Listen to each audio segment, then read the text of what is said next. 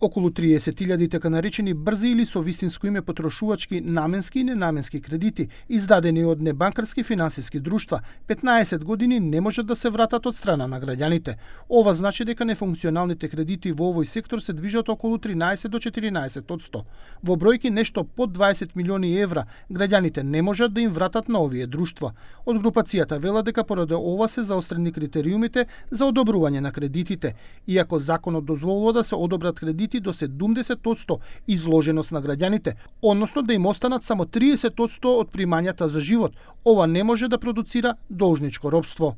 70% е поставено тоа како граница, малку да е повисок од банките, 50-60% е задолженост која што прифаќаат и банките. Значи, кај нас останува само некој 10% од пазарот. Апликантот кој што го зема кредитот, на негово ниво е проценката на 70% презадолженост, не на фамилиарен основ.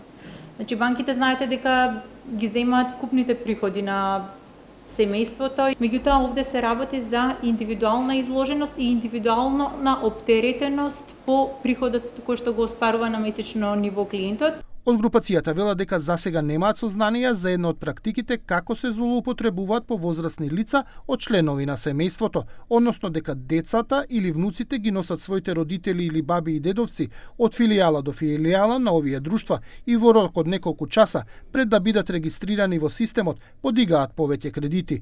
Но велат дека контролите се заострени и дека од денеска граѓаните ќе можат да се жалат до комората ако не се почитува етичкиот кодекс, според кој мора да работат 20 друштва кои се дел од групацијата.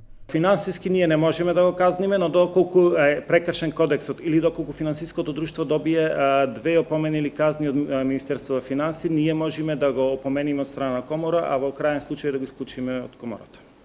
Од групацијата, извинете. Од групацијата велат дека поради големата конкуренција во последно време каматите драстично се паднати и се доближуваат на ниво на банкарските кои се пресметуваат за потрошувачки кредити.